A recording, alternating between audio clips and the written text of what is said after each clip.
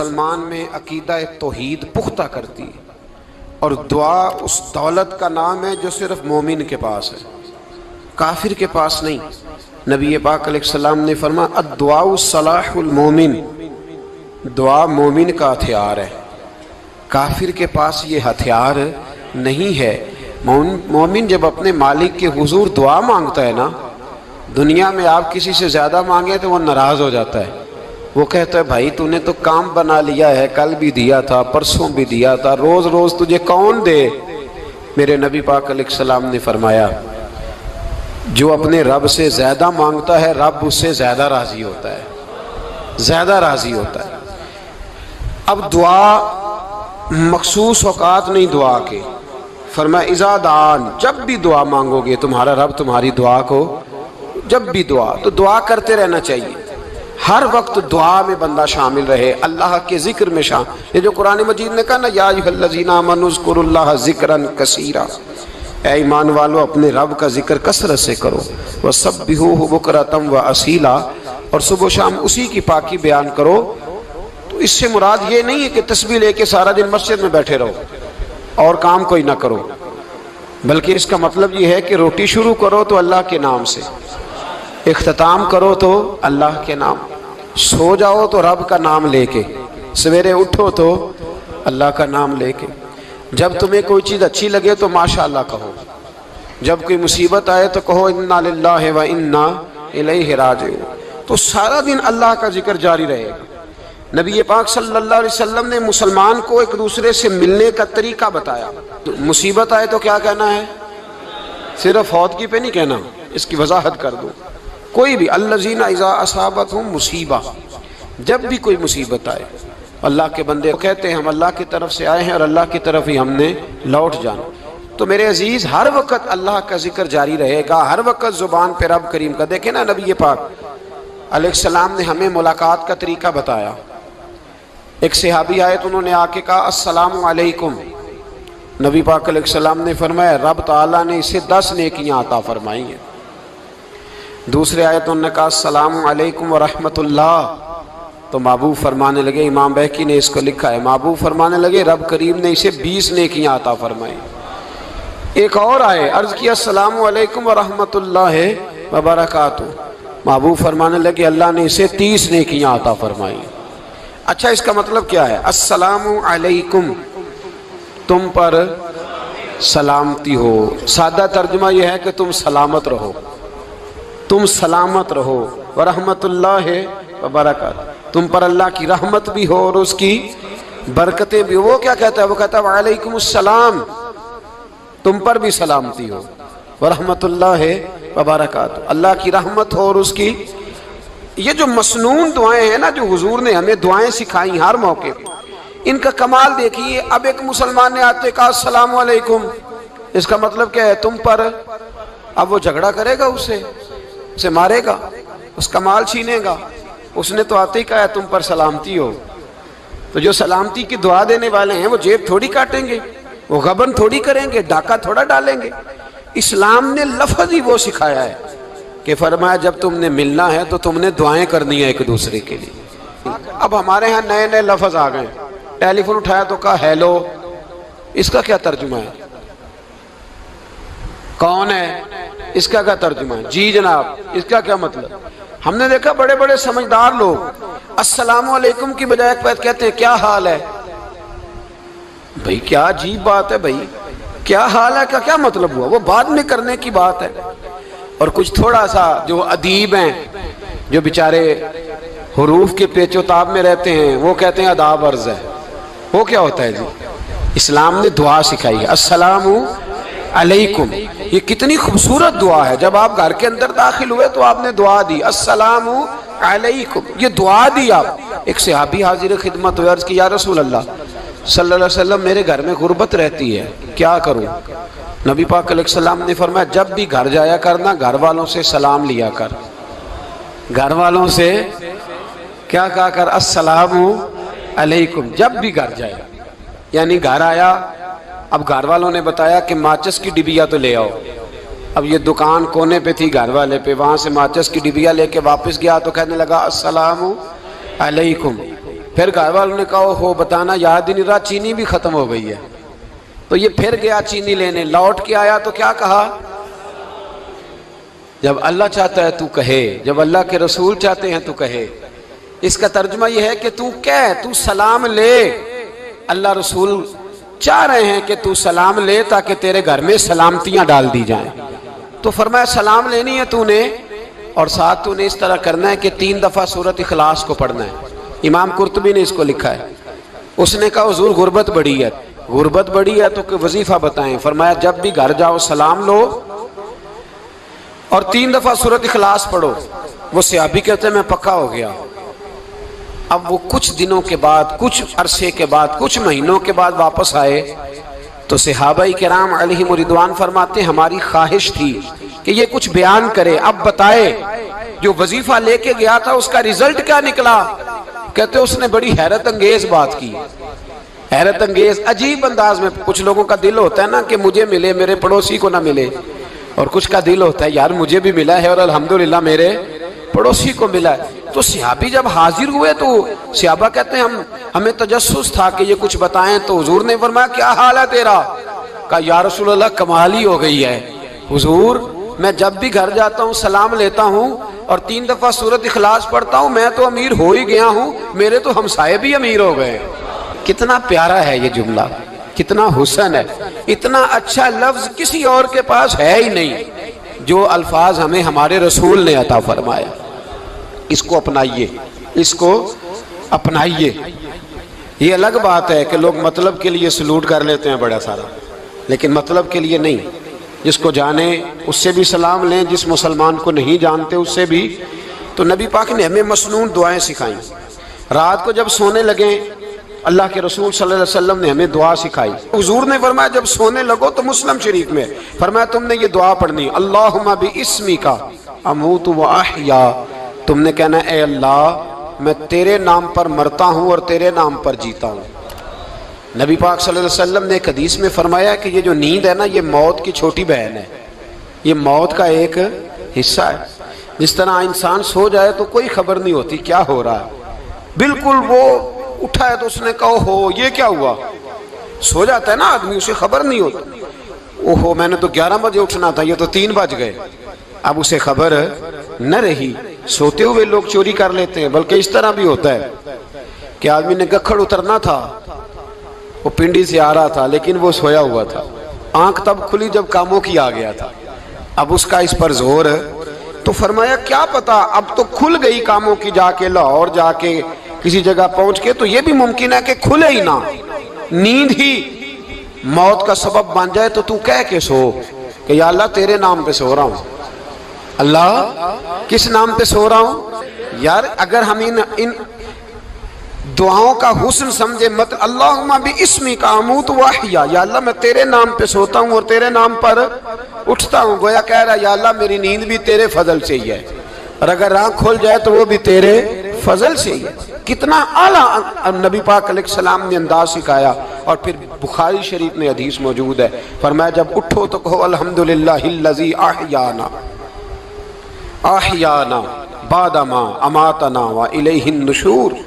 فرمایا جب تم سو کے اٹھو تو پھر کہو اے اللہ ساری تعریفیں تیرے لیے، تمام تعریفیں جس نے ہمیں موت کے بعد حیات دی، موت کے بعد فرمایا احیانا بعد ما اماتنا، ہمیں مرنے کے بعد گویا اللہ کا شکر ادا کر کے آنکھ کھل گئی۔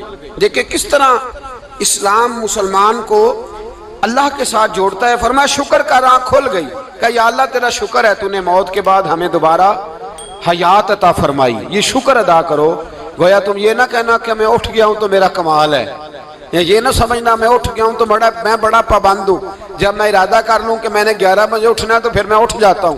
یہ نہ کہنا کہ یہ الارم بڑا اچھا ہے، یہ مجھے اٹھا لیتا ہے۔ ذہن کے اندر خیال کر کہ نیند تو موت کی طرح تھی، یہ جو میں اٹھ گیا ہوں تو اپنے رب کے فضل سے اٹھا ہوں، جو میں اٹھ گیا ہوں، جو ابھی اٹھے ہیں وہ تو بول دینا کم از کم کہ میں اپنے رب کے فضل سے اٹھ گیا ہوں۔ تو دعا سکھائی۔ پھر دیکھیے نبی پاک صلی اللہ علیہ وسلم نے فرمایا جب تم بیت الخلاء میں جاتے ہو نا، واش روم میں جاتے ہو، تو گندی چیزیں ہوتی ہیں وہاں، شیطان ہوتے ہیں، جنات ہوتے ہیں، یہ گندگی پہ ہوتے ہیں۔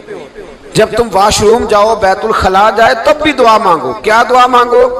وہ دعا بھی نبی پاک صلی اللہ علیہ وسلم نے ہمیں تعلیم فرمائی اور بخاری میں ہے، کہا پڑھا کرو اللہم انی اعوذ بک من الخبث والخبائث۔ کہو اے اللہ ناپاک چیزوں سے میں تیری پناہ مانگتا ہوں، وہ نر ہوں یا مادہ ہوں۔ اللہ میں تیری پناہ مانگتا ہوں۔ واش روم کے اندر بہت ساری بری چیزیں ہوتی ہیں، جوان میری بات پر توجہ فرمائیں، وہاں بہت ساری گندی چیزیں ہوتی ہیں۔ انسان کئی دفعہ واش روم میں جاتا ہے، اسے وسوسے زیادہ آتے ہیں، یہ نوٹ کریں میری بات کو۔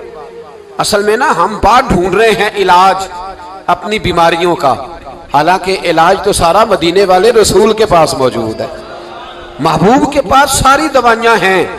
تو نبی پاک علیہ السلام دیکھیں نا، انسان واش روم میں جاتا ہے، اسے وسوسے آتے، برے خیالات آتے، وہ گناہ کی طرف کئی دفعہ مائل ہوتا ہے، تو کہا تو دعا پڑھ کے جا اللہم انی اعوذ بک، یا اللہ میں تیری پناہ مانگتا ہوں من الخبث والخبائث، ہر خبیث اور بری چیز سے میں تیری پناہ مانگتا ہوں، وہ نر ہو یا یار کتنا عظیم دین ہے، کتنا عظیم میرے مصطفیٰ کریم کا وہ والا دین ہے۔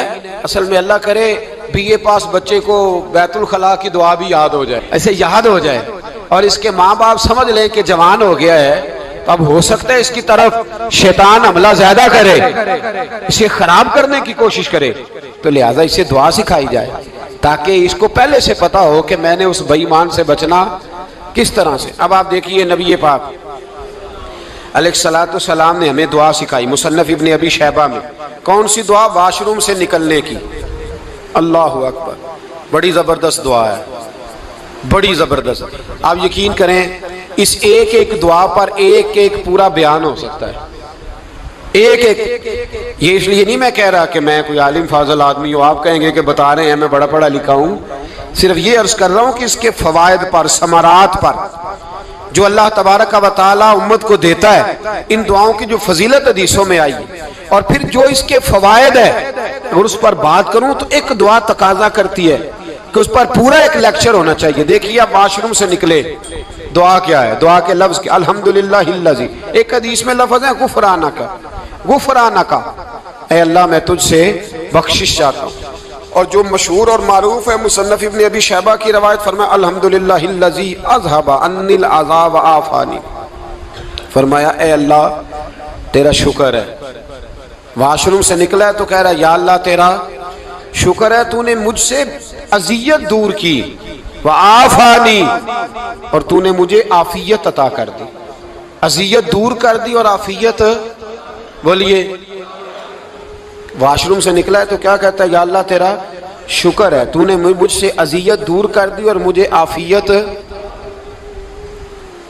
ڈاکٹر حکیم ہومیوپیتھک ایک چیز پر متفق کم ہوتے ہیں، پتہ ہے نا آپ کو، لیکن اس بات پر سب کا اتفاق ہے کہ اگر کسی کو قبض ہو جائے نا تو شاید 70 یا 72 بیماریاں لگ جاتی ہیں اس کو۔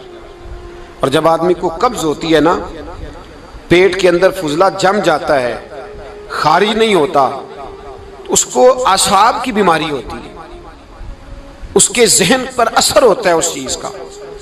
آپ یہ مت سمجھیں کہ کھانا کھانا ہی ایک کمال ہے، اللہ نے یہ بھی نعمت بنائی ہے کہ کھانا جب خارج ہوتا ہے تو وہ بھی اللہ کا بہت بڑا احسان ہے۔ تو فرمایا تو سمجھا ہی نہیں، اگر تجھے قبض ہو جاتی، تیرے پیٹ کے اندر وہ چیز جم جاتی، تیرے لیے کتنی تکلیف کا باعث تھی۔ ان لوگوں سے پوچھئے جو اس کے بیمار ہیں، اس کے مریض ہیں، وہ کتنی تکلیف میں رہتے ہیں، سر میں درد ہوتا ہے، سر چکراتے ہیں۔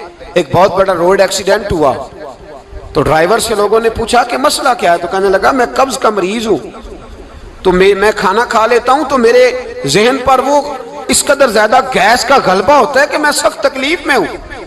نبی پاک علیہ السلام نے ہمیں سمجھایا اور بتایا کہ سمجھ لو یارو، کھانا کھانے کی نعمت تو اللہ نے تمہیں عطا فرمائی ہے، لیکن کھانا کھانے کے بعد اس کا اخراج بھی اللہ کی بہت بڑی نعمت ہے، تو اللہ کا شکر ادا کرو۔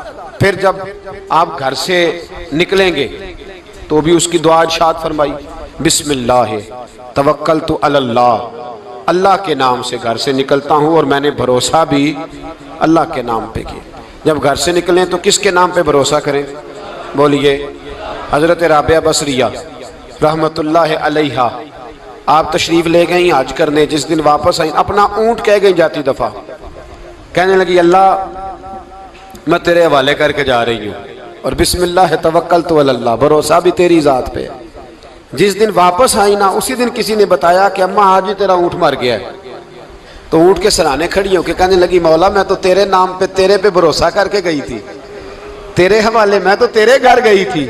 تو لوگ کہتے ہیں اماں کے منہ سے لفظ نکلے تو اونٹ زندہ ہو کے کھڑا ہو گیا، کھڑا ہو گیا وہ۔ تو اماں کہنے لگی نہیں تمہیں ہی غلطی لگی ہے، مرا ہی نہیں تھا، پہلے سے ہی موجود تھا، وہ اپنی کرامت بھی نہیں ظاہر ہونے دی۔ تو بھائی گھر سے نکلیں تو کس لفظ پر کہ یا اللہ میں تیرے بھروسے پہ نکل رہا ہوں، میں اس کے دو فائدے ہوں گے، ایک تو آپ اللہ کی امان میں جا رہے ہیں، اللہ کی امان میں آ رہے ہیں، اور دوسرا جس گھر کو آپ چھوڑ کے جا رہے ہیں اسے بھی اللہ کی امان میں دے کے جا رہے ہیں۔ تو کتنا لذت والی دعا ہے جو نبی کریم علیہ السلام نے ہمیں سکھائی۔ اب ذرا حدیث سنیں خوش ہو کے، دیکھیں حضور نے دعا سکھائی، فرمایا جب دیکھ لو نا کسی کو ہنستا ہوا، کیا کرتا ہوا؟ ماشاءاللہ آپ تو ہنسنے لگے۔ جب کسی کو ہنستا ہوا دیکھو تو کہا کرو اضحک اللہ سنک، یہ دعا یہ بخاری ہے، فرمایا دعا مانگا کرو جب کسی مومن کو ہنستے ہوئے دیکھو تو دعا مانگو اضحک اللہ سنک، اللہ تجھے ہنستا ہی رکھے، اللہ تجھے، بولیے جل نہ جایا کرو کہ میں پریشان ہوں تو یہ ہنس کیوں رہا ہے، جھلا نہ کرو، بلکہ کیا کہا کرو اللہ تجھے ہنستا رکھے، اللہ تجھے۔ نبی پاک صلی اللہ تعالی علیہ وآلہ وسلم نے فرمایا، ترمذی میں حضرت اسامہ بن زید رضی اللہ تعالیٰ عنہ سے حدیث مروی ہے، حضور نے فرمایا جس نے کسی کے ساتھ احسان کیا اور جس پر احسان کیا، اگر اس نے یہ دعا پڑھ دی نا جزاک اللہ خیرہ، تو فرمایا اس نے اللہ کی بھی پوری حمد کر دی اور محسن کا صحیح شکریہ بھی ادا کر دیا۔ کیا کہنا ہے؟ جزاک اللہ، اللہ تجھے بہترین جزا عطا کرے۔ اس کا ترجمہ کیا ہے؟ اللہ تجھے بہترین، کیونکہ حضور فرماتے ہیں من لم یشکر الناس ولم یشکر اللہ، جس نے بندوں کا شکریہ ادا نہیں کیا اس نے اللہ کا بھی شکریہ ادا نہیں کرنا۔ تو کیا کہنا چاہیے؟ جزاک اللہ خیرہ۔ اور اگر اماں کہتی ہو بچوں کو انگریزی سکھانی ہے تو کیا کہنا ہے پھر؟ شکریہ ادا کرنے میں کیا کہنا ہے؟ Thanks, thank you. او خدا کے اس کا ثواب کتنا ہے؟ بولے انگریزی ایک زبان ہے، اس کو زبان ہی رہنے دیں گے۔